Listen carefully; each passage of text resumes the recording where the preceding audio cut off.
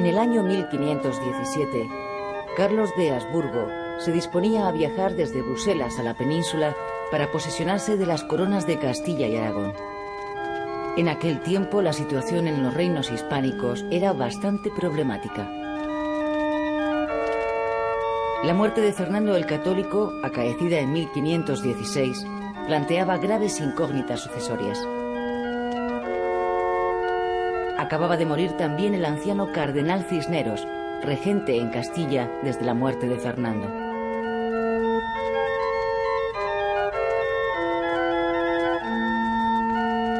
En el palacio de Tordesillas se encontraba recluida Juana, legítima heredera de la corona, pero apartada del gobierno a instancias de su marido y de su padre. Por esta época tenía 38 años. Su única compañía y consuelo era su hija Catalina, nacida tras la muerte de Felipe el Hermoso en 1506, a la que Juana se aferró mientras le fue posible.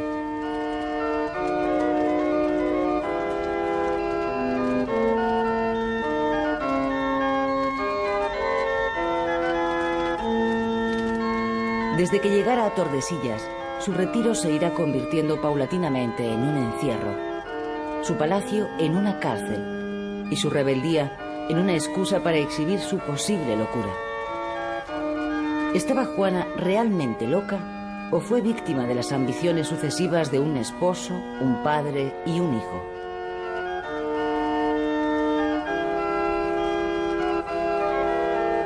La sociedad hispánica miraba con inquietud la subida al trono de este príncipe flamenco, desconfiando del séquito extranjero que le acompañaba.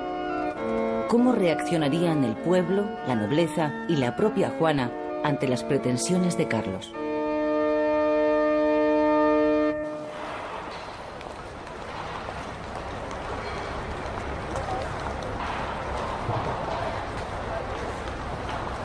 El joven príncipe se educó en Flandes, rodeado de preceptores flamencos, en un entorno cultural alejado de las tradiciones hispánicas y dentro del lujoso protocolo de la Casa de Borgoña. Su madre, Juana, junto a su esposo Felipe, habían vuelto a Castilla cuando Carlos apenas contaba un año de edad.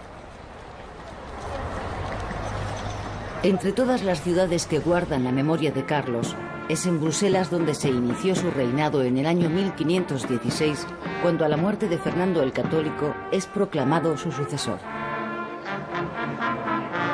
También será en esta ciudad donde se celebre la solemne ceremonia de abdicación en 1556. Todos los años, en esta Gran Place de Bruselas, se celebra una gran fiesta para conmemorar al monarca, que pasó a la historia con el nombre de Carlos I de España y V de Alemania. Como cualquier niño flamenco de su época, Carlos solo hablaba el idioma francés. El castellano lo aprendería más tarde y nunca supo alemán.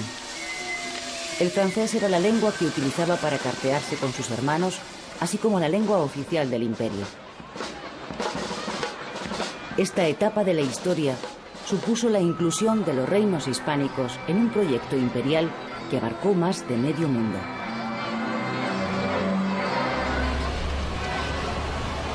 Carlos de Habsburgo nació en esta ciudad belga de Gante y aquí fue bautizado. Se trata del primer varón, segundo hijo de Felipe el Hermoso y Juana la Loca. Las muertes sucesivas de hasta 5 príncipes y princesas que le antecedían en la sucesión a los tronos hispánicos y la presunta locura de su madre le convirtieron con tan solo 17 años en el soberano de un gran imperio.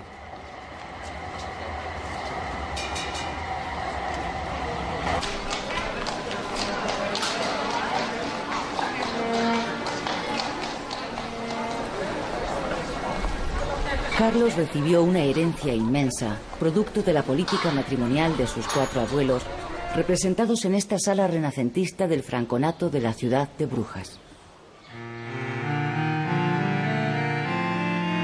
De su abuela paterna, María de Borgoña, recibió las tierras del condado de Borgoña en los Países Bajos. De su abuelo paterno, el emperador Maximiliano de Austria, los estados de los Habsburgo en el sudeste de Alemania y el título de emperador a partir de 1521. De su abuelo materno, Fernando el Católico, la corona de Aragón, y los dominios de Nápoles, Sicilia y Cerdeña. Y por último, de Isabel la Católica, la corona de Castilla con los territorios recién conquistados en América y norte de África.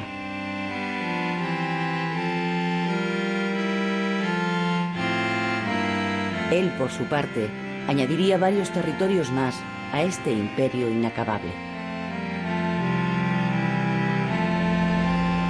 Carlos considerará esta herencia como un patrimonio familiar que debía defender unido, articulado sobre la base del cristianismo. El erasmismo fue el eje ideológico sobre el que giró la idea imperial de Carlos V. Pero este pensamiento entró en decadencia a partir de 1528.